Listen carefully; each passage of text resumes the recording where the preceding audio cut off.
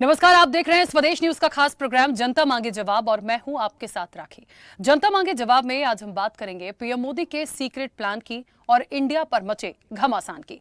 राजनीतिक नजरिए से पीएम मोदी का एजेंडा न सिर्फ 2028 तक का सेट है बल्कि 2047 तक वे भारत को कहां देखते हैं ये भी पीएम मोदी तय कर चुके हैं। संसद में विपक्ष के अविश्वास प्रस्ताव पर पीएम मोदी कह चुके हैं कि 2028 में अविश्वास प्रस्ताव फिर लाना, लेकिन अब हाल फिलहाल लड़ाई 2024 की है, जिसमें विपक्ष ने अपने गठबंधन का नाम यूपीए से इंडिया क्या किया। सत्ता पक्ष और विपक्ष में तकरार बढ़ गई। अब पीएम मोदी को विपक्ष का नाम इंडिया रास नहीं आ रहा और यही वजह है कि इंडिया को हर जगह से बदलकर अब भारत किया जा रहा है। विवाद इस पर भी रहा कि G20 समिट में शामिल वर्ल्ड लीडर्स के लिए राष्ट्रपति भवन में 9 सितंबर को जो डिनर का आयोजन किया गया है, इसके लिए भेजे आमंत्रण पत्र में परंपरा से हटकर प्रेसिडेंट ऑफ इंडिया की जगह प्रेसिडेंट ऑफ भारत लिखा है। इसके बाद स्पीकर को यह जानकारी दी जाती है। कैबिनेट कमेटी का यह फैसला राष्ट्रपति भवन भेजा जाता है। इस पर राष्ट्रपति के हस्ताक्षर होते ही स्पेशल सेशन बुलाए जाने का नोटिफिकेशन जारी कर दिया जाता है। अब हाल फिलहाल तो सरकार के एजेंडे को लेकर केवल कयास ही लगाए जा रहे हैं। इस बीच कांग्रेस नेता राहुल गांधी का यूरोपीय दौरे के बीच एक बयान सामने आया, जिसमें उन्होंने कहा कि भारत में इस वक्त महात्मा गांधी और नाथूराम गोडसे के विजन के बीच लड़ाई है। लोकतंत्र और संस्थान पर हमला हुआ है, हिंसा भेदभाव बढ़ा है, अल्पसंख्यक, दलित, आदिवासी और निचली जातियों पर हमला किया जा रहा है। राहुल गांधी यही नहीं रुके, मोदी सरकार पर हमला बोलते हुए राहुल गांधी ने कहा कि इंडिया अलायंस को लेकर सरकार घबराई हुई है। हम भारत की आवाज हैं, इसे लेकर प्रधानमंत्री डरे हुए हैं, इसलिए वो देश का नाम बदलना चाहते हैं। लेकिन सवाल फिर वही है कि क्या मोदी सरकार वाकई दस्तावेजों में इंडिया के स्थान पर भारत करना चाहती है, जैसे कि आरोप ध्यान भटकाने के लिए लगाए जा रहे हैं। इन आरोपों में कितना दम है और क्या वाकई विशेष सत्र बुलाकर पीएम मोदी 24 का एजेंडा सेट करने वाले हैं? जनता मांगे जवाब में इसी मुद्दे पर करेंगे चर्चा। मोदी का सीक्रेट प्लान, इंडिया पर घमासान।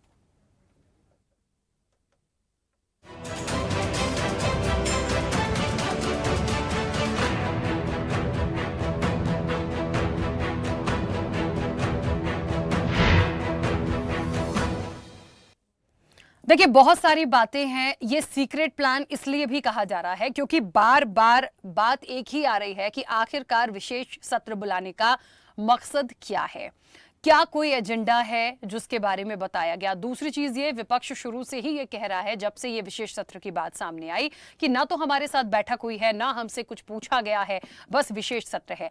इस बीच में जैसा कि पहले ही सोनिया गांधी ने कुछ मुद्दे के लिए चिट्ठी भेजी थी और उन्होंने कहा था कि इन तमाम चीजों को लेके बातचीत की जाए, पर उस पर भी कोई अभी चीजें ऐसी क्लियर नहीं हुई हैं। अब इंडिया की जहां तक बात आ रही है, इस पर भी एक सवाल उठ गया है कि भारत करना चाहते हैं। कांग्रेस का सीधे तौर पर आरोप है कि घबराई हुई है मोदी सरकार, पीएम मोदी खुद घबराए हुए हैं। जब से इंडिया नाम आया है तब से ऐसा लगता है जैसे भूचाल सा आ गया है और अब हर जगह भारत करने की बात हो रही है। इन सबके बीच में देखिए, बहुत एक बड़ा सवाल, जो सबसे बड़ा, कि वाकई में इस विशेष सत्र का क्या वाकई कोई एजेंडा है, क्या वाकई कोई सीक्रेट प्लान है, क्या बहुमत के आधार पर कोई ऐसा डिस्कशन होना है जिसको पारित करा लिया जाएगा। बहुत सारी बातें हैं इसके पीछे। इस चर्चा को मैं आगे बढ़ाऊंगी। हमारे साथ मेहमान जुड़े हैं। सबसे पहले आपका परिचय करा दें।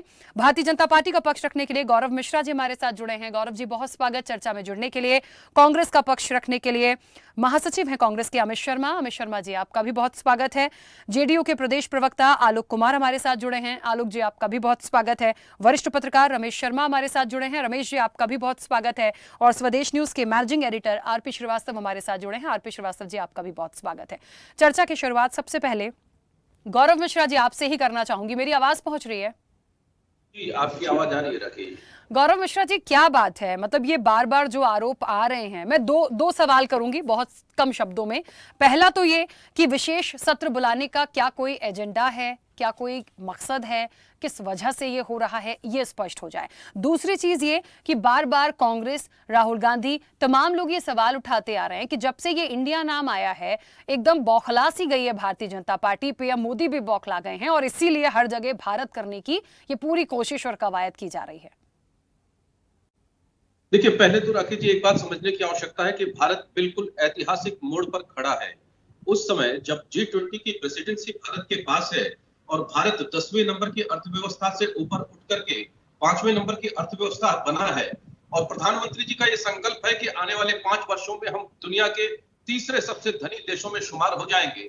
ऐसे में आवश्यक हो जाता है कि जो अमृत काल है 2047 तक भारत का क्या प्लान होना चाहिए, क्या रोड मैप होना चाहिए और आने वाले 1000 वर्षों के भारत की तस्वीर क्या होनी चाहिए, उस पर भी प्रधानमंत्री जी ने संकेत दिए हैं। तो कम से कम एक बात तो बहुत साफ और स्पष्ट है कि ये जो स्पेशल सेशन है वास्तव में बहुत विशेष होने वाला है। इसको लेकर के इतने कौतूहल की कोई आवश्यकता नहीं है। रही दूसरा प्रश्न जो आपका इंडिया का है, तो इंडिया ही भारत है और भारत ही इंडिया है। ये बात अलग है कि 1947 के पहले या उसके पहले जो है इंडिया का प्रादुर्भाव नहीं था। भारत का जो अस्तित्व है वो सानु संस्कृति प्रथमा विश्वारा, जहां से इस संस्कृति का प्रादुर्भाव हुआ है भारत का, तहां से भारत का नाम आता है और भारत दिल और दिमाग में भारतवासियों के बसा हुआ है। तो कम से कम भारत और इंडिया का कॉन्फ्लिक्ट नहीं है। बहुत जगह हम साझे तरीके से अपने आप को प्रस्तुत करते हैं। अक्सर लोगों के दो नाम होते हैं, बुलाने के और लिखने के और। तो मुझे लगता है कि इसको लेकर के घबराने जैसी कोई बात नहीं है। हाँ, भारत की जो मूल संस्कृति से उपजा हुआ शब्द है, भारत का जो वास्तविक अर्थ है, भारत का वास्तविक अर्थ होता है अग्नि। और वो अग्नि जिस देश को यज्ञों का देश कहा जाता हो, जिसमें अग्नि को चिता कहा जाता हो, यानी चेतना से उसका प्रदर्शन किया जाता हो, उस देश का नाम भारत पड़ा है। तो कम से कम हम अपने इतिहास पर गौरव कर सकें और जो नाम सदियों से चला आ रहा है, सहस्राब्दियों से चला आ रहा है, उसके प्रति गुणगान करें, तो इसमें क्या बुराई है। तो और दुनिया इसी के वक्त पटल पे पर हम उस नाम को रखें, उसमें गौरव क्या जी बिल्कुल परेशानी है? सही बात है, कोई गलत बात नहीं है। इंडिया है, भारत है, अच्छी बात है, लेकिन तकलीफ जो है, या कहना चाहिए कि जो आप कह रहे हैं ना कि इसमें बुराई, क्या बुराई कुछ भी नहीं है। तकलीफ इस बात की है कि किस समय पे हम इसको बदलाव कर रहे हैं। जब ये गठबंधन का नाम आया उसके बाद से ये कवायद हो रही है। पहले तो ऐसा नहीं था, पहले तो इंडिया ही था, प्रेसिडेंट ऑफ इंडिया ही निमंत्रण में हमने हमेशा सुना, प्रेसिडेंट ऑफ भारत भी हो रहा है, इसलिए ये सवाल उठा।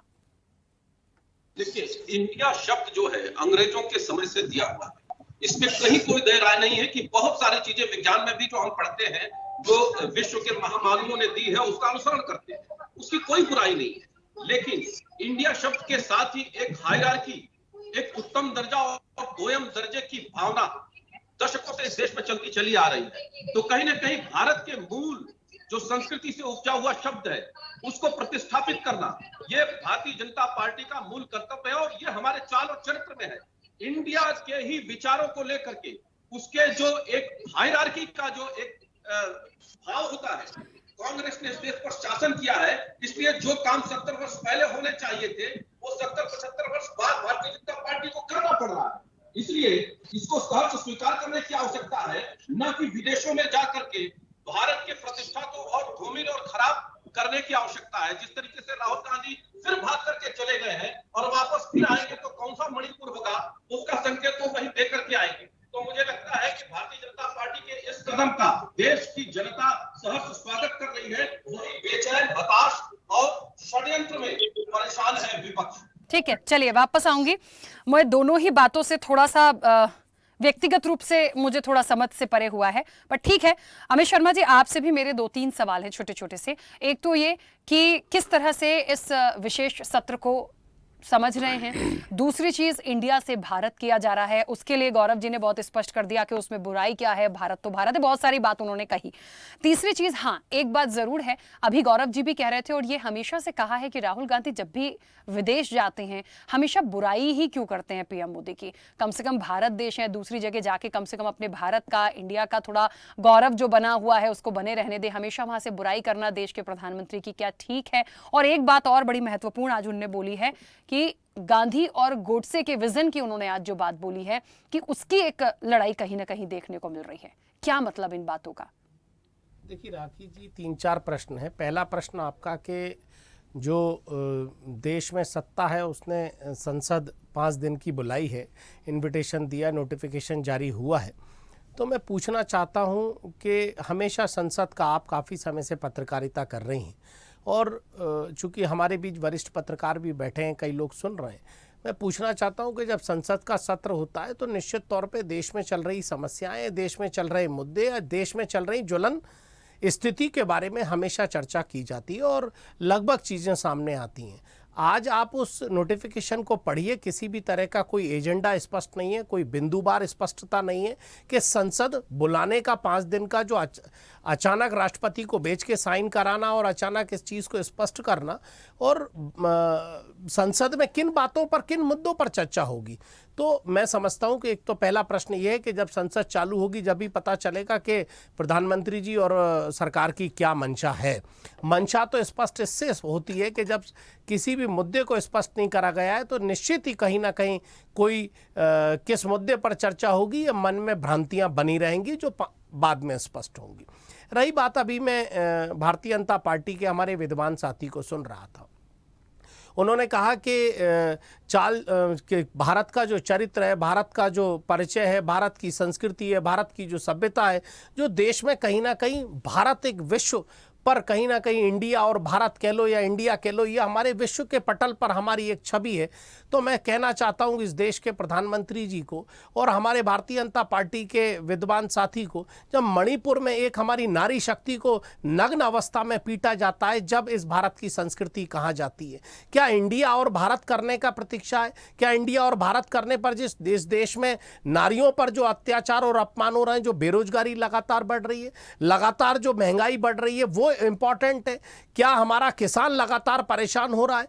और किस आर्थिक अर्थव्यवस्था की बात कर रहे हैं मेरे विद्वान साथी? आज से 28 साल बाद, 12 साल बाद क्या होने वाला है? 10 साल, अरे 9 साल में आपकी अर्थव्यवस्था का ये हाल है कि पाकिस्तान और छोटे छोटे देशों से हमारी गिनती होने लगी है। अरे ये हमारे इंच फुट में नहीं है पाकिस्तान। वो इंदिरा गांधी प्रधानमंत्री थी जिसने 24 घंटे लगाए थे, 2 टुकड़े कर दिए थे। अरे हम बात चाइना की करें, हम बात दूसरी कंट्रियों की करें जो हमसे आर्थिक अर्थव्यवस्था में, एशिया में कई लोग हमसे आगे हैं, क्या आर्थिक अर्थव्यवस्था उसमें कहां है? अब बात आई तीसरी कि हमें भारत और इंडिया का क्या है। आज 2 दिन से प्रधानमंत्री और पूरा मंत्रिमंडल और उनके अधिकारी वेलकम टू इंडिया कर रहे हैं और भारत की धरती पर भारत के लोगों को गुमराह करने की कोशिश कर रहे हैं। वेलकम टू इंडिया, अरे भारत जो विदेशों में आज इन्विटेशन भेजा गया है, आज कई लोग सुन रहे हैं, जो विदेशों में इन्विटेशन भेजा गया है उसमें वेलकम टू इंडिया लिखा है, भारत की इंडिया का नाम लिखा हुआ, जो भारत में इन्विटेशन भेजा उसमें भारत लिखा हुआ है। अरे ये दृश्य मत देश को भ्रमित करिए। आज देश की ना अर्थव्यवस्था ना देश के हालात इस स्थिति में हैं कि हम भारत को और इंडिया को, और खासकर जब से देश में राहुल गांधी ने पदयात्रा करी, जिस तरीके से देश में लोगों को जोड़ने का काम करा, सारे समाजों को एक लाकर प्लेटफॉर्म पर उनकी दर्द सुनने का, उनकी बात सुनने का काम किया, और फिर एक अलायंस बनता है जो कहीं ना कहीं वो अलायंस में इंडिया का नाम दिया जाता है। भारतीय जनता पार्टी को वो इंडिया से भी नफरत है। इससे स्पष्ट होता है कि जब देश के प्रधानमंत्री बाहर जाते हैं तो गांधी को तो प्रणाम करते हैं, लेकिन जब भारत आते हैं तो सिर्फ चश्मे को देखते हैं। ये अंतर है भारतीय जनता पार्टी और भारत में। ठीक है, मुझे लगता है कि निश्चित तौर पर बहुत सारी बातें अभी और इसमें निकल कर आएंगी, क्योंकि जिस तरीके से चर्चा है ना कि मोदी का सीक्रेट प्लान और इंडिया पर घमासान, ये वाकई में देखने को मिल रहा है, और इस सत्र से पहले ना जाने और कितनी चीजें सामने आ जाएंगी। खैर, आलोक जी, मेरी आवाज पहुंच रही है? बिल्कुल पहुंच रही है आपकी। आलोक जी, बहुत सारी बातें हैं, क्या आपको भी लगता है कि मोदी का कोई सीक्रेट प्लान है? और इंडिया पर तो घमासान आपको पता ही होगा, कितना इत्तेफाक रखते हैं और क्या इसको लेकर आपकी राय?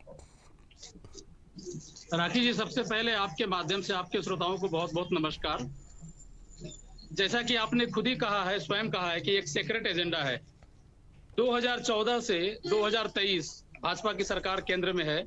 मुझे लगता है ये जो स्पेशल सेशन है, सत्र बुलाया गया है लोकसभा के लिए 18 से 22 सितंबर, इसमें या तो 2 चीजें हैं, या तो 900 चूहे खा के बिल्ली हंस को चली है, या फिर ये कुंभकर्णीय निद्रा से अभी उठे हैं। इतने सालों से 1947 और 1950 से लेकर के 2014 तक, और 2014 के बाद से लेकर के 2022 और 23 तक भी, बीच के 1-2 महीने अगर हम पिछले छोड़ दें, तो इनको न तो इंडिया से नफरत थी, न इनको भारत से नफरत थी। भारत और इंडिया दोनों इनके लिए एक समान था, बल्कि इंडिया से इनको ज्यादा अधिक मोहब्बत थी, क्योंकि skill India, stand up India, क्या कहा जाए आप, startup make in India, trend in India, सारे इंडिया ही कर रहे थे ये अब तक। और कितने भी अपने संविधान को देख लें या और कोई भी चीजों को देख लें, सभी जगहों पे इंडिया बोलना जितना सहज लगता है उससे कम सहज भारत होता है। क्या है, नाम में हमें कोई आपत्ति नहीं है। भारत भी बहुत अच्छा है, भारत हमें प्यारा है, जान से प्यारा है। भारत के लिए जान देना और जान लेना सब कुछ हमारे लिए संभव है। हम इसके लिए देशभक्ति भी रखते हैं और इसके लिए अपनी पसंद भी रखते हैं। लेकिन जैसा कि आपने स्वयं कहा ना कि एक सेक्रेट एजेंडा है, इनका एजेंडा ये नहीं है कि ये चुनाव एक साथ कराएं या वन नेशन वन इलेक्शन की जो इन्होंने समिति बनाई है राष्ट्रपति महोदय के अध्यक्षता में, नेतृत्व में, ये सब केवल एक ऊपरी जो लिपापोती होती है वो है। अंदरूनी इनका ये है कि जिस प्रकार से रूस में, जिस प्रकार से चीन में, जिस प्रकार से अमेरिका में राष्ट्रपति शासन प्रणाली है, कहीं ना कहीं इनकी वो मंशा होती है और इसीलिए 18 सितंबर से 22 सितंबर की इन्होंने स्पेशल सत्र लोकसभा का बुलाया हुआ है या राज्यसभा दोनों का बुलाया हुआ है। मेरे ख्याल से ऐसा लगता है कि ये जो बिल लाने वाले हैं, क्योंकि जो राष्ट्रपति के नेतृत्व में जो एक समिति बनाई गई है उसमें 15 दिन का समय दिया गया है और ये 15 दिन का समय ठीक 18 से पहले या 18 के 1-2 दिन के अंदर समाप्त होगा। उनको क्या दिया गया, किस प्रकार की प्रारूप दिए गए, किस प्रकार की नियमावली दी गई है जिसके अंतर्गत उनको अपनी रिपोर्ट सबमिट करनी है, ये भी पब्लिक डोमेन में नहीं है। तो कहीं ना कहीं इनका जो एक रवैया अभी पिछले 4-5 सालों से जो दिख रहा है, तानाशाही रवैया या एक अपने आप को सर्वोपरि मानने का रवैया, वो अमल में शायद लाने का समय इनको लगता है कि 2024 की लोकसभा चुनाव से पहले हम ला सकते हैं और इसीलिए ये इस कदम पे, नक्शे कदम पे आगे चल रहे हैं। जहां तक लोकसभा चुनाव या राज्यों की विधानसभा चुनावों को पहले कराने का मतलब होता है, आप अगर देखें तो 1950 से लेकर के 2022-23 तक कितनी बार ऐसे अवसर आए जब 2-2 साल में ही, 3-3 साल में ही, 4-4 साल में ही विधानसभा और लोकसभा के चुनाव भी हुए हैं। पूर्व में, भूतकाल में पहले कई बार हो चुके हैं। तो इसलिए वो मंशा नहीं है कि उसके लिए वन नेशन वन इलेक्शन, इनके लिए मंशा ये है कि किसी न किसी तरीके से कुछ ऐसा प्रारूप राष्ट्रपति के नेतृत्व वाली समिति से लिया जाए जिसके माध्यम से ये प्रधानमंत्री को, मोदी जी को शी जिनपिंग की तरह चीन में, व्लादिमीर पुतिन की तरह रूस में या फिर और जो दूसरे देश हैं, तुर्की में जैसे अभी आप देखेंगे रेसेप तैयब एर्दोगान है वहां के राष्ट्रपति, जिन लोगों ने अपने आप को काबिज कर दिया है आजीवन बिना किसी चुनाव के। जिस प्रकार से वहां की शासन परंपरा है कि राष्ट्रपति को डायरेक्ट चुना जाता है, आम जनता चुनती है और राष्ट्रपति फिर सारे मंत्रिमंडल के सदस्यों का निर्धारण करता है, नियुक्ति करता है। तो किसी न किसी तरीके से 18 से 22 सितंबर में हो सकता है कि ये हमें देखने को मिले। और जैसा कि हमारे एक अन्य साथी ने भी कहा कि सबसे पहले तो एजेंडा होनी चाहिए। आपको याद होगा 4-5 साल पहले जीएसटी के नाम पे इन्होंने एक विशेष सत्र बुलाया था, तो उसका एजेंडा पहले ही सबके सामने सारे विपक्षी पार्टियों को भी सर्कुलेट किया गया। लेकिन इस संदर्भ में इस बार ऐसा कुछ भी नहीं है। तो ये देश के लिए एक बहुत ही काले अध्याय का दिन शायद शुरू होने वाला है। और जिस प्रकार से आप देखते हैं कि कोई भी दुकानदार या डिपार्टमेंटल स्टोर या घर के लोग, हम लोग अपने घरों को चलाते हैं, अपनी मनमानी से चलाते हैं, किसी प्रकार के नियम कानून का न तो कोई हम पालन करते हैं, उसी प्रकार से कहीं न कहीं देश के लिए, शायद लोकतंत्र के लिए ये काला अध्याय शुरू होने वाला है। और इसी को ध्यान में रखते हुए ये एक सीक्रेट एजेंडा के माध्यम से विशेष सत्र लोकसभा का और राज्यसभा का बुलाया जा रहा है। ठीक है रमेश शर्मा जी, मुझे ऐसा लगता है कि विशेष सत्र को लेकर हमने पहले भी चर्चा की थी और तब भी यही बात आ रही थी कि आखिरकार क्या हो सकता है। लेकिन जैसे जैसे एक एक दिन बढ़ता जा रहा है उसमें बहुत सारी बातें खुलती जा रही हैं। जैसे कि अभी आलोक जी कह रहे थे कि हो सकता है, कहते हैं कि राष्ट्रपति शासन वाली चीज हो जाए, क्योंकि इन्हें सिर्फ अपना करवाना है, बहुमत की चीजें देखी जाएंगी, कोई कुछ कर भी नहीं पाएगा। क्या ऐसा ही है, वाकई कोई सीक्रेट प्लान है? क्योंकि एक बात को साफ तौर पर पहले ही एक्सेप्ट किया गया है कि कोई भी एजेंडा है, कोई भी सत्र है, विपक्ष को सूचना दी जाए, लेकिन कोई बातचीत नहीं की गई है, ऐसे ही कर रहे हैं। और दूसरी महत्वपूर्ण बात, ये इंडिया और भारत की लड़ाई हमें अपने ही देश में क्यों देखने को मिल रही है? देखिए, निश्चित रूप से ये आपकी बातचीत में 3 प्रश्न उभरते हैं।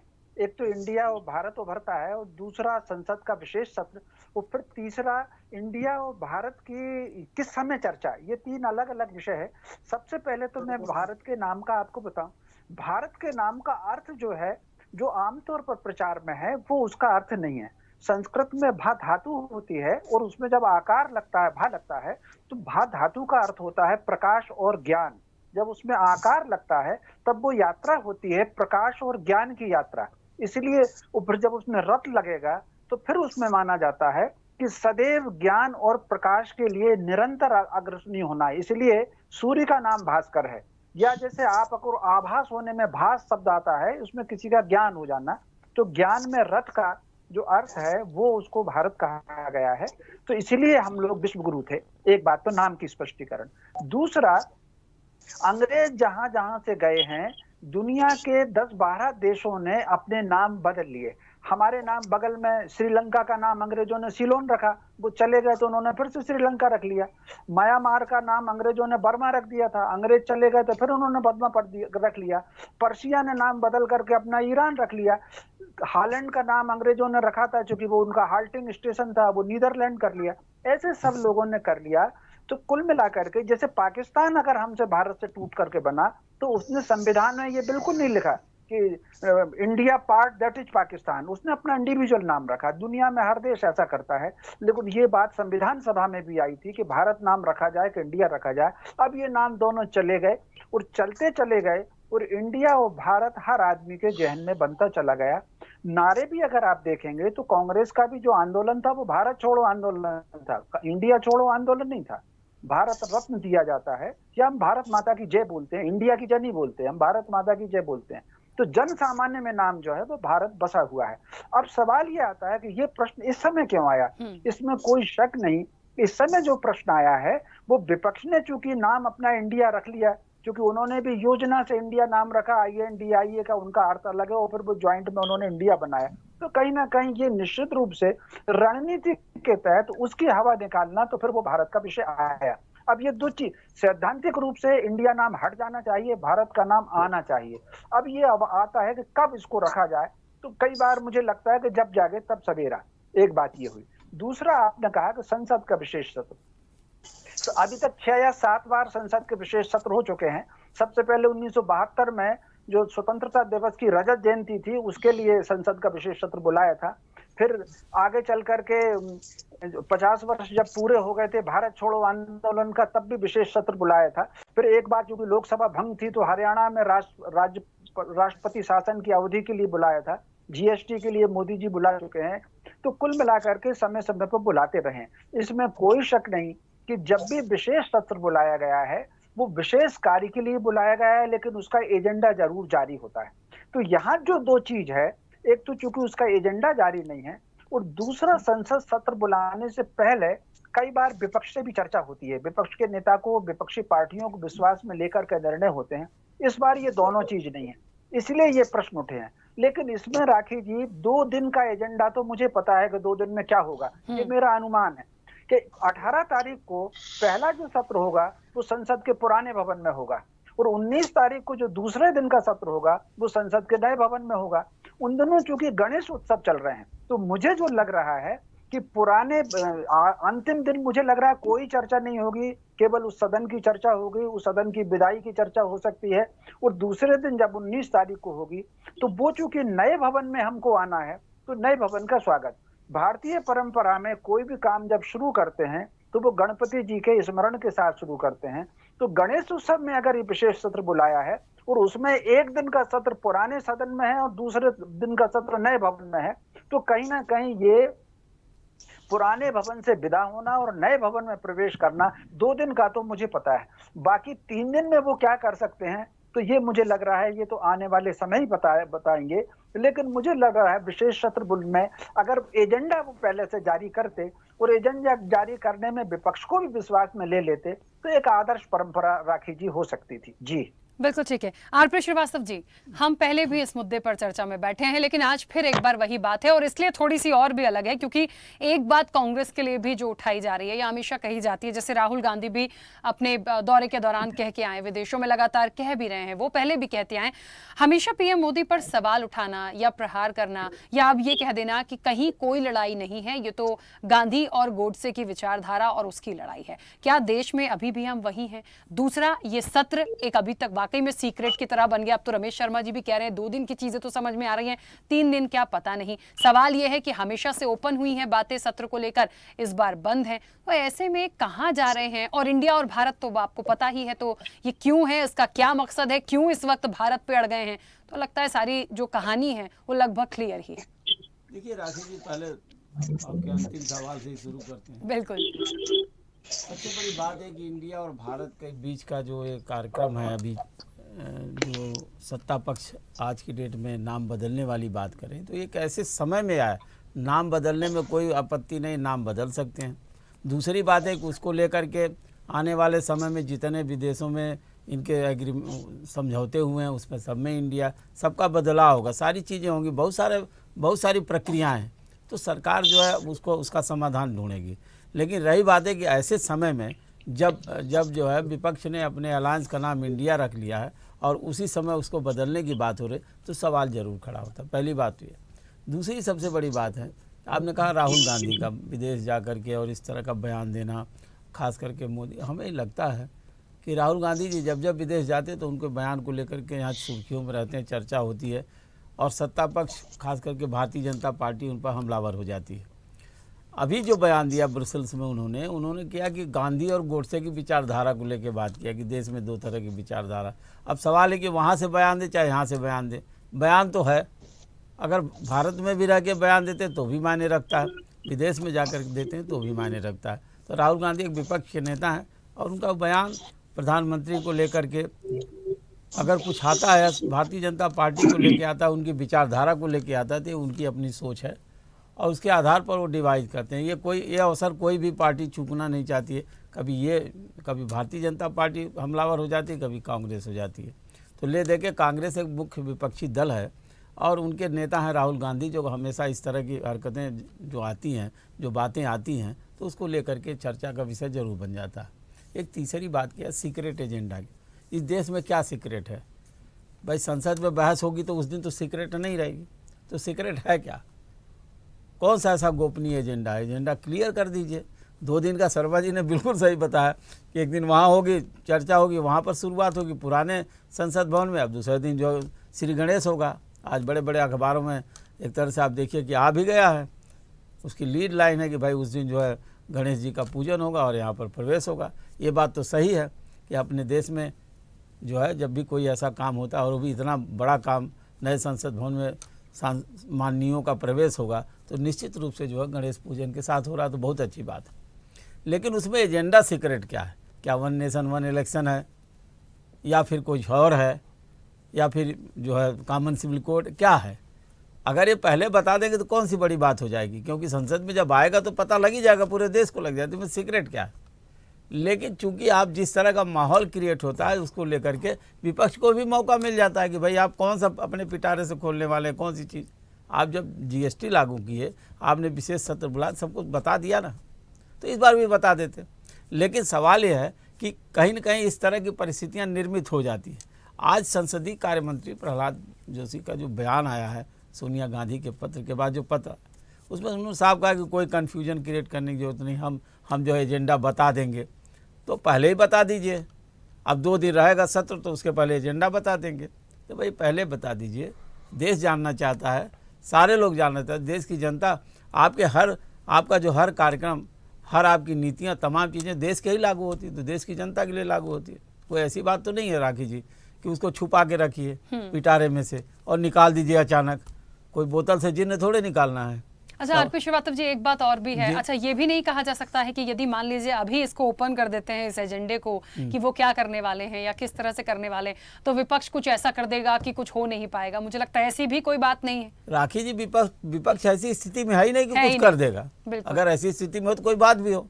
सवाल इस बात का है कि आप एजेंडा एक जो राष्ट्रहित में आएगा ना, ऐसा थोड़े कि चुपके से आएगा या अपने लिए आएगा। मेरा ये कहना है कि ऐसा नहीं है। देश में सरकार चल रही, प्रधानमंत्री जी देश के प्रधानमंत्री है मोदी जी, और वो हमेशा कोई भी काम करेंगे तो देश हित में ही करेंगे। ये सारे लोग इस बात को स्वीकार करते हैं। लेकिन सवाल इस बात का कि इसको इतना कन्फ्यूजन लाने की जरूरत और लोगों को जो है दिग्भ्रमित करने की ज़रूरत नहीं है। और शायद यही वजह है कि आज इस तरह की बातें उठ रही हैं। ठीक है, वैसे भी संसद का सत्र शुरू होगा, सारी चीज़ें अपने आप सामने आ जाएंगी। बिल्कुल। गौरव जी, एजेंडा बता दीजिए सर प्लीज। अब यही सवाल रह गया मेरे पास। मुझे लगता है राखी जी, इसमें विपक्ष को इतना बेचैन, परेशान और इसका रहस्यमय तरीके से पूरे देश में वातावरण बनाने की कोई आवश्यकता नहीं। जब संसदीय कार्य मंत्री ने स्पष्ट कर दिया कि इसका एजेंडा क्लियर कर दिया जाएगा, तो क्लियर कर दिया जाएगा। और कयास जो मीडिया चैनल्स पे लगाए जा रहे हैं, उस आधार पर बात हो तो समझ में आता है। लेकिन जब तक एजेंडा सरकार क्लियर नहीं करती है, संसद क्लियर नहीं करती है, पार्लियामेंट्री जो अफेयर्स के मिनिस्टर हैं वो जब तक क्लियर नहीं करते हैं, तब तक उस पर क्या बहस किया जाए? अंधेरे में पत्थर मारने का कोई औचित्य नहीं। और मुझे लगता है कि इसको मुद्दा बना करके देश में एक भ्रम का वातावरण बनाना, लोगों के अंदर एक आक्रोश पैदा करना, ये तो सरासर गलत है। देश एक नई संसद में प्रवेश करने जा रहा है, वो भी 75 वर्षों के बाद, तो इसका सहर्ष स्वागत करना चाहिए और निश्चित रूप से उसके पहले एजेंडा क्लियर हो जाएगा। तो इसमें ऐसी क्या समस्या वाली बात है, मुझे ये नहीं समझ में आता है। गौरव जी, जहां तक मैं विपक्ष की परेशानी को समझी हूं, अभी सारे पैनलिस्ट को भी मैंने सुना है, ये बिल्कुल सही बात है कि अब तक जो भी विशेष सत्र आए हैं, जो भी नोटिफिकेशन जारी हुआ है, सूचना पहले से बराबर टाइम से दी गई है कि हम ये करेंगे, ये सत्र है, इतने दिन का है, इतने बजे से तमाम चीजें। इस बार ऐसा हो रहा है कि चीजें क्लियर नहीं है, शायद इसलिए विपक्ष जानना चाहता है। देखिए, दूसरी ये भी हम कह सकते हैं, वो इस स्थिति में भी नहीं है कि यदि कोई आती है तो उसका विरोध कर दें, वो इस स्थिति में भी नहीं है। तो होना तो आपका ही है जो होना है, तो वो कम से कम बस चीजें क्लियर हो। अभी आरपी श्रीवास्तव जी ने भी कहा कि देखिए चीजें तो सामने आ ही जाएंगी, लेकिन क्या एक दिन पहले डिक्लेयर करेंगे कि ये एजेंडा है, 2 दिन पहले करेंगे, पहले से क्यों नहीं? सवाल और आपत्ति इस बात की आ रही है। देखिए, जब विपक्ष इस स्थिति में ही नहीं है कि वो कुछ कर सके, क्योंकि अविश्वास प्रस्ताव ला करके भी वो देख चुका है, चाहे वो 2018-19 का हो या फिर 2023-24 का हो, तो वो देख चुका है। तो मुझे लगता है कि इस विषय को लेकर के इतना कौतूहल पैदा करना और इसको वितंडा बनाना वो ठीक नहीं है, वो उचित नहीं है। सदन का जो भी पक्ष होगा, सरकार का जो भी एजेंडा होगा, वो निश्चित रूप से अक्षरशः क्लियर होगा और उस समय विपक्ष अपना पक्ष रखेगा सदन के अंदर। और जो भी मुद्दे वन नेशन वन इलेक्शन की बात शुरू हुई है, निश्चित रूप से उस पर बहस करनी चाहिए, उस पर चर्चा करनी चाहिए। दरअसल विपक्ष घबराया इस बात से है कि उसको समझ में नहीं आ रहा है कि आखिर होने वाला क्या है। वन नेशन वन इलेक्शन आएगा तो कहीं ऐसा तो नहीं कि परमानेंट मोदी जी ही बने रह जाएंगे, परमानेंट एक ही पार्टी इस देश को रूल करेगी, चीन की तरह, रशिया की तरह या अन्य कुछ देशों की तरह। इस तरह के तमाम जो गौरव जी, विपक्ष ये भी चाहता है कि देश के कई बड़े मुद्दे हैं, चाहे महंगाई हो, बेरोजगारी हो, कई स्टेट्स के मुद्दे हैं। सोनिया गांधी ने भी 9 महत्वपूर्ण एक चिट्ठी जो भिजवाई है, उसमें गंभीर मुद्दों को, तो विपक्ष चाहता है कि उन तमाम चीजों पर भी बात कर लें। राखी जी, अपने इतिहास को नहीं भूलना चाहिए कांग्रेस पार्टी को। इंदिरा जी के बारे में अभी चर्चा कर रहे थे कि बांट दिया, 24 घंटे के अंदर में देश अलग कर दिया और 93,000 सैनिकों को हमारे सैनिकों ने, बहादुर सैनिकों ने बंदी बना लिया था। उसके बाद भी अपने भारत के पक्ष में पीओके नहीं ले पाए, गिलगित बाल्टिस्तान नहीं ले पाए, ये क्या बात करेंगे। और वही इंदिरा जी ने 51 बार बिना बताए सरकारों को, राज्य की सरकारों को गिरा दिया। सिर्फ इस आधार पर भी गिरा दिया कि हमारे जाने पर मुख्यमंत्री ने बढ़िया से स्वागत नहीं किया और वहां की आने के बाद सरकार गिरा दिया बिना बताए। तो और इतना ही नहीं, देश में इमरजेंसी तक लगा दिया। तो ये क्या बात करेंगे। कम से कम अपने इतिहास को झांकना चाहिए। यहाँ तो मोदी जी ने पूरी तरह से, मतलब गौरव जी, आप ये कह रहे हैं कि विपक्ष को बोलना ही नहीं आता, अपनी बात रखनी नहीं आती। बिल्कुल, जो विपक्ष का नेता है विदेश में जाकर के भारत की संप्रभुता को चुनौती देता है, भारत को बताता है कि मिट्टी के तेल पर पूरा भारत एक चिंगारी में भड़क जाएगा, जल जाएगा, ये कर क्या रहे हैं। ठीक है, भारत को जोड़ने की बात नहीं कर रहे हैं। अमित जी, ये तो बात ही बिल्कुल अलग हो गई। यहाँ तो विपक्ष को ऐसे रख दिया है, मुझे लग रहा है एक इतना बड़ा मैं विपक्षी गठबंधन देख रही हूँ, कांग्रेस को देख रही हूँ, और यहाँ तो वो कह रहे हैं कि जो मुद्दे आ रहे हैं या जो बात आ रही है, बात रखनी ही नहीं आती है। पहले अपने आप को देखें तो क्या आपसे चर्चा होगी? मतलब आप लोगों की कोई चर्चा नहीं होगी, मुझे इस चर्चा से समझ में आ रहा है।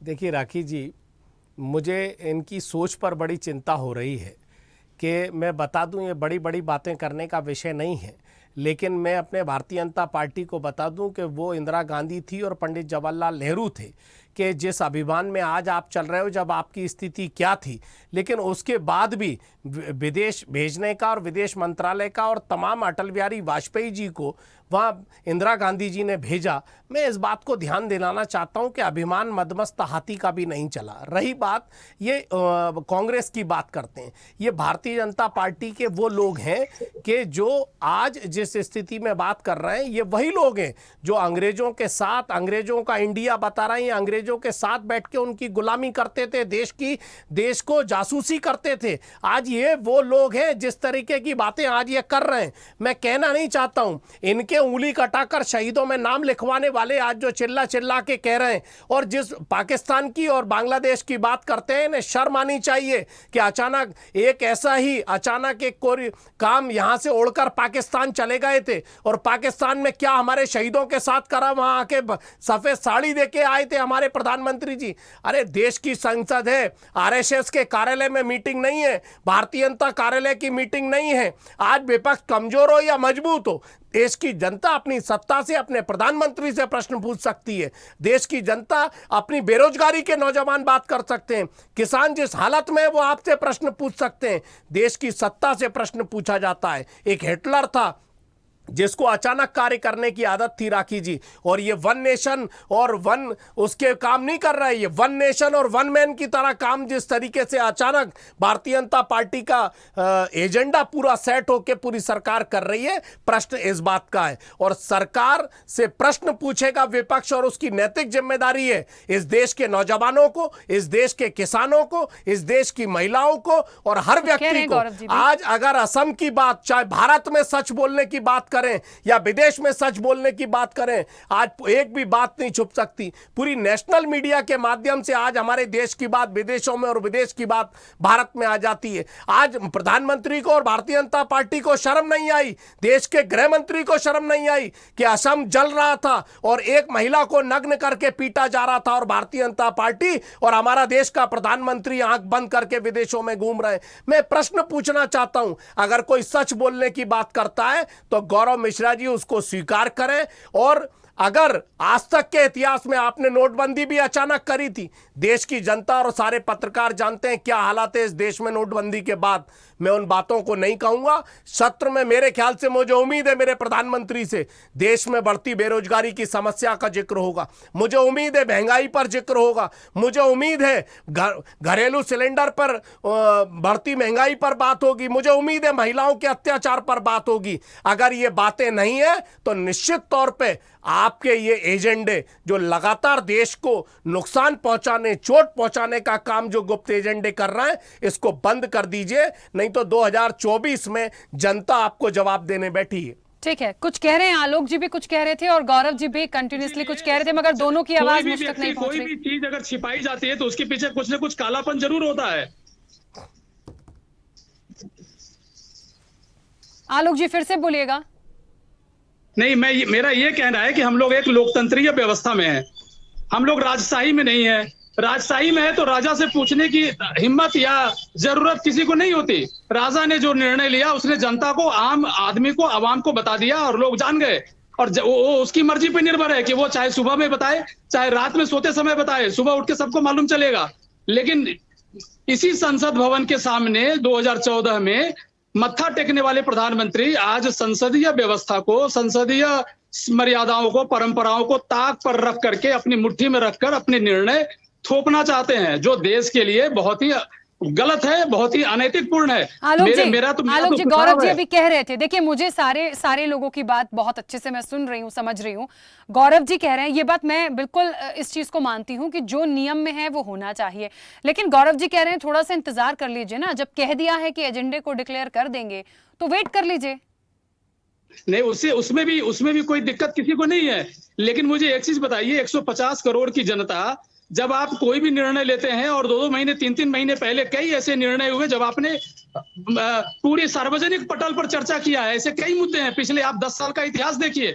तो विशेष सत्र बुलाने के लिए आपको कम से कम 1 महीने पहले, 15 दिन पहले, 20 दिन पहले आपकी ये रूपरेखा तो पहले बन चुकी होगी, तब जाकर के इन्होंने 2 सितंबर को बताया कि अब हम विशेष सत्र आयोजन करने जा रहे हैं, बुलाने जा रहे हैं। ठीक है, आलोक जी आपको क्या लगता है? आलोक जी चलिए, यदि विपक्ष को ऐसी चीजें लग रही है, आलोक जी आपको क्या लगता है, क्या हो सकता है, क्या करने की मंशा इनकी हो सकती है?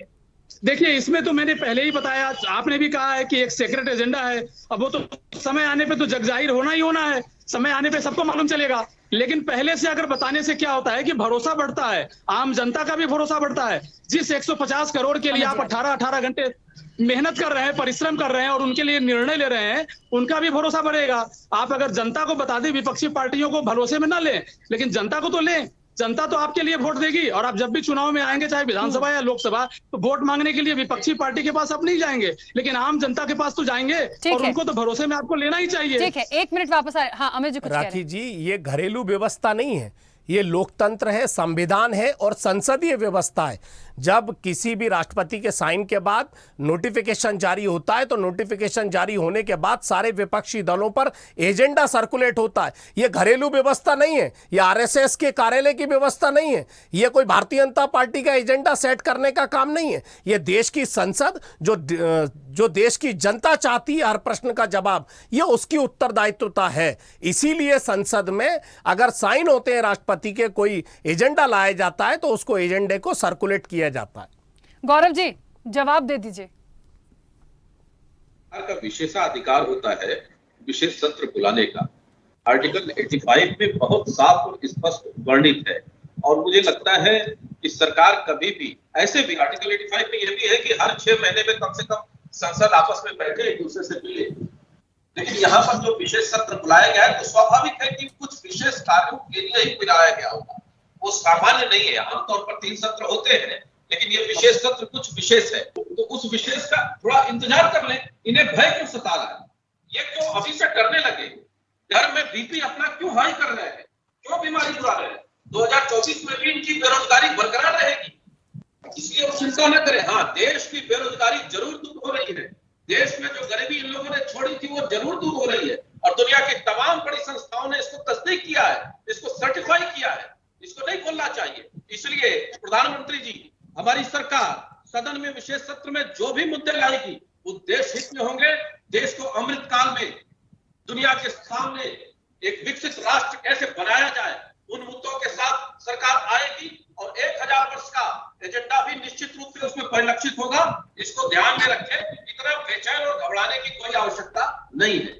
अच्छा गौरव जी, मैं थोड़ा खुल के पूछूं तो क्या 1 नेशन 1 इलेक्शन वाली चीज भी हो सकती है क्या? कुछ नया और बड़ा एक मुद्दा है ये। देखिए, अभी तो इस पे कमेटी बनी है, अपना वो सुझाव प्रस्तुत करेगी, इस पे व्यापक बहस होगी, व्यापक चर्चा होगी, और स्वाभाविक है इसमें विपक्ष के लोग भी अपनी राय रखेंगे। हाँ, राष्ट्र हित में क्या होना चाहिए उसमें सभी को अपनी राय देने की स्वतंत्रता है, राय देगी, और देश हित में जो निर्णय होना चाहिए वो सरकार लेगी।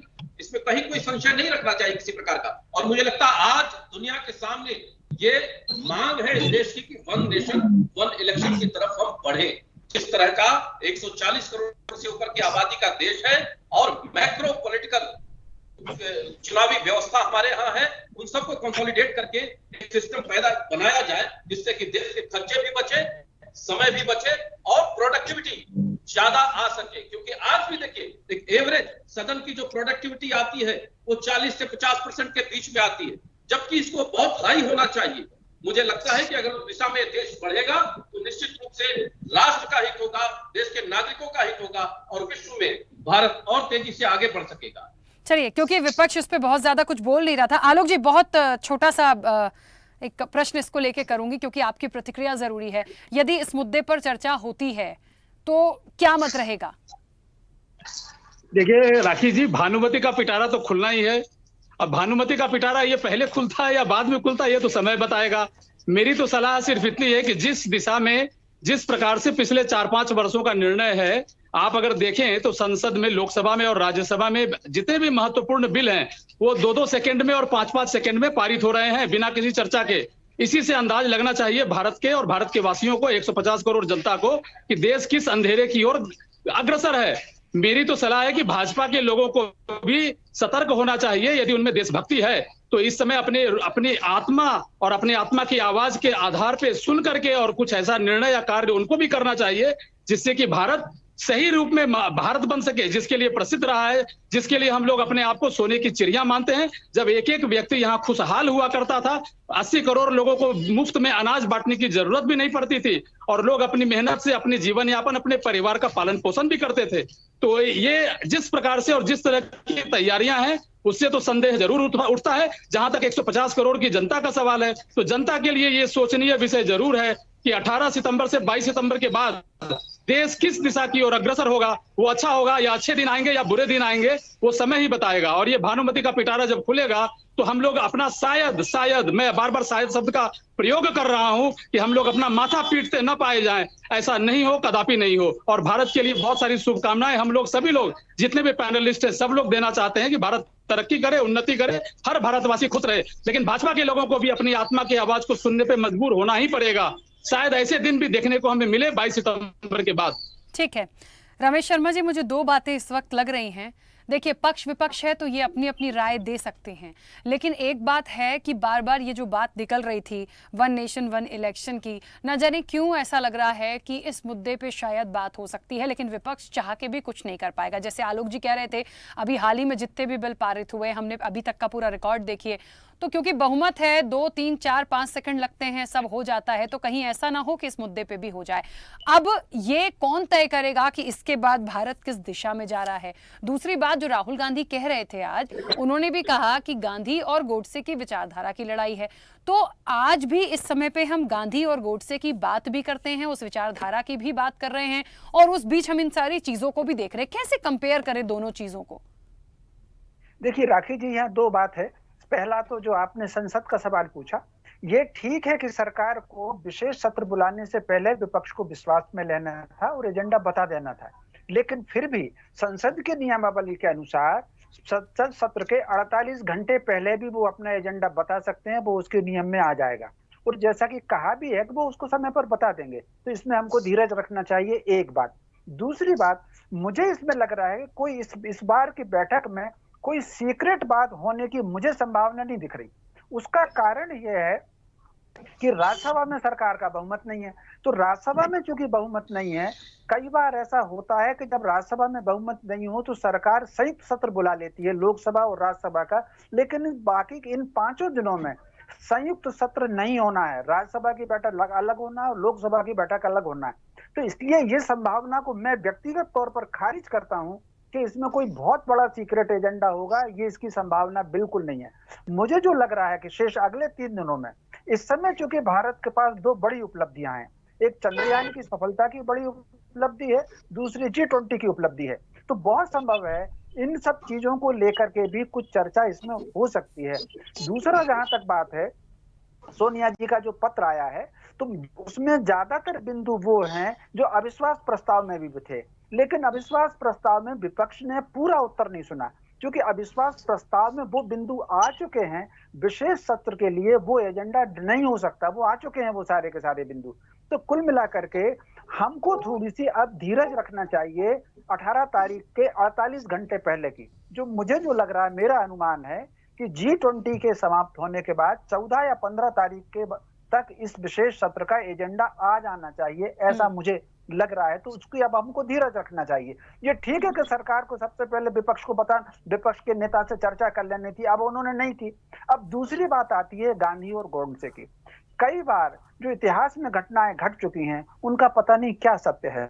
हमको इतिहास की घटनाओं को वहीं छोड़ करके वर्तमान को सुधारना चाहिए। यदि हम स्वयं को भारत कहते हैं, तो भारत में सबसे अच्छी जो गाइड हो सकती है वो श्रीमद् भगवत गीता हो सकती है। उसमें जो कृष्ण ने कहा है, उन्होंने वर्तमान को जागृत होने के लिए कहा है। अतीत की घटनाओं से हमको सबक लेना है। अतीत की घटनाओं से सबक लेकर के हम अगर वर्तमान को बनाएंगे, तभी हमारा भविष्य सुदृढ़ होगा। अतीत की घटनाओं में उलझ करके हम किस घटना के लिए क्या कहें। मैं प्रसंग से हटकर एक दूसरा उदाहरण देता हूं। एक व्यक्ति का नाम लेना चाहता हूं, मिर्जा राजा जयसिंह का। भारत में एक पक्ष है जो मिर्जा राजा जयसिंह को गाली देता है, और भारत में एक पक्ष है जो मिर्जा राजा जयसिंह की प्रशंसा करता है। क्योंकि मिर्जा राजा जयसिंह वो थे जो शिवाजी महाराज को पुरंदर के किले की संधि के बाद औरंगजेब के दरबार में ले गए थे, वहां बंधे हुए थे। लेकिन ये इतिहास का आधा सच है। मिर्जा राजा जयसिंह वो व्यक्ति थे, इनके बेटे ने शिवाजी महाराज को वहां से मुक्ति होने में भी इन्होंने सहायता की। तो उस वक्त की क्या परिस्थिति थी, गांधी क्या थे, गोडसे क्या थे। गांधी जी लोगों के मन में बसते हैं, इसमें कोई संदेह है ही नहीं। रामराज की कल्पना गांधी जी ने की थी। सामाजिक जागरण का जो अद्वितीय काम उन्होंने किया था, उन्होंने केवल राजनीतिक लड़ाई नहीं लड़ी थी, उन्होंने सामाजिक जागरण का काम जो किया था। गांधी जी की खासतौर से ग्राम स्वराज की आप अगर योजना देखें, गांव को आत्मनिर्भर बनाने की बात जो गांधी जी ने कही, वही प्रकारांतर में आगे चल करके दीनदयाल जी ने कही, और वही डॉक्टर राम मनोहर लोहिया ने कही। तो और उसी पर नानाजी देशमुख ने चित्रकूट में काम शुरू किया। तो मोटे तौर पर गांधी ने जो जागृति की थी बहुत अद्भुत की थी। गांधी के सिद्धांत को समझना, गांधी जी का नाम लेना और उनकी आरती उतारना एक बात है, लेकिन गांधी जी के सिद्धांत को समझना बिल्कुल दूसरी बात है। लेकिन वो जो घटनाएं घट चुकी हैं, अब हम उसमें कुछ नहीं कर सकते। उन सारी घटनाओं को हमको अब उनको दफन करना चाहिए और वर्तमान में, अब भविष्य में आने वाली चुनौती क्या है? आपके माध्यम से सबसे बड़ी चुनौती जानती है क्या आ सकती है भविष्य में? जिस तरीके से हमने चंद्रयान-3 की सफलता ली है, जिस तरीके से हम दक्षिण ध्रुव पर पहुंचे हैं, मान करके चलिए भारत के वैज्ञानिकों पर अटैक हो सकता है। आप देख लीजिए पिछले 5 वर्षों में, जब से चंद्रयान-1 भेजा था हमने, उस वक्त भाजपा की सरकार नहीं थी, जब से हमने चंद्रयान-1 भेजा था, उसके बाद से चंद्रयान-1 ने जो लेकर आए थे, कितने वैज्ञानिकों की संदिग्ध मौत हुई है, कितने सुसाइड हुए हैं, कितने मृत पाए गए हैं, कितनों का मर्डर हुआ है। देख लीजिए सारे के सारे जो अंतरिक्ष, ये सारा का सारा इतिहास है। ठीक उसी प्रकार जिस तरीके से हमारी अर्थव्यवस्था बढ़ी हुई है, जिस तरीके से हमारा वैज्ञानिक बढ़ा हुआ है, भारत में अशांति फैलाने के षड्यंत्र होंगे ताकि हम आपस में लड़ें और वो प्रगति हमारी रुक सके। आज वर्तमान को मजबूत करके देश को मजबूत करने की सबसे बड़ी चुनौती है, हमें उस पर करना चाहिए। गांधी जी भी चले गए, गोडसे भी चले गए, जिसको जिसको मानना है वो उसको मान ले, हमको लेकिन वर्तमान को मानना है, तो चीजों को छोड़ना है। जी बिल्कुल बिल्कुल।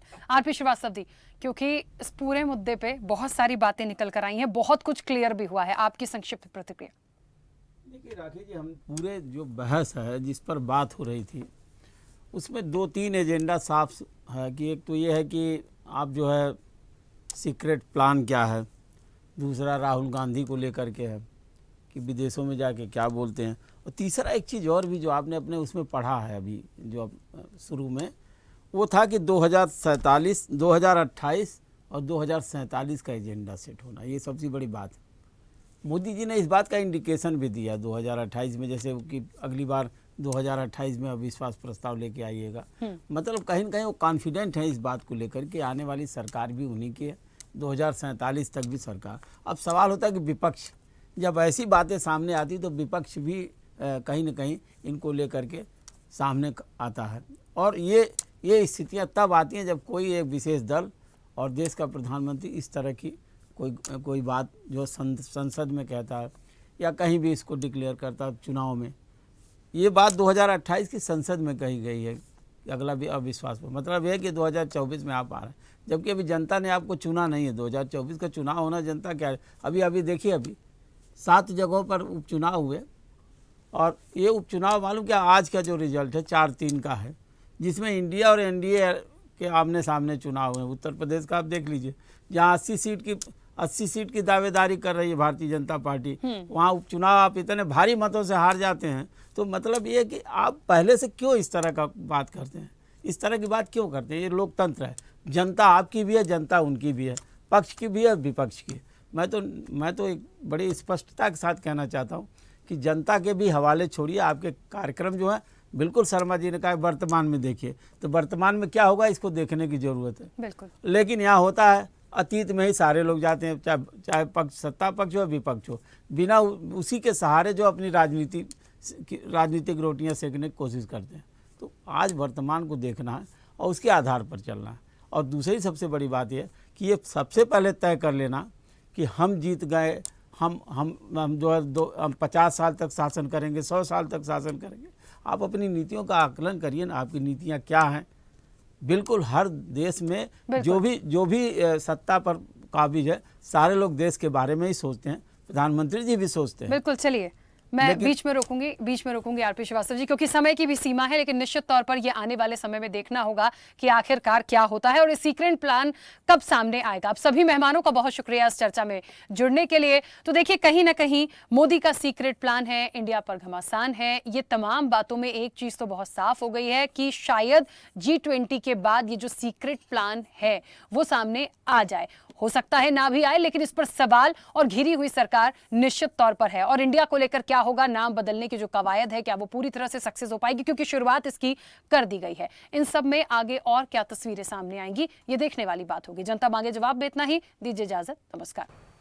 ऐसे ही वीडियोस के लिए लाइक करें, शेयर करें, फॉलो करें YouTube पर जाकर सब्सक्राइब कर बेल आइकन दबाना ना भूलें और ताजा अपडेट्स के लिए स्वदेशलाइव.com पर जरूर जाएं।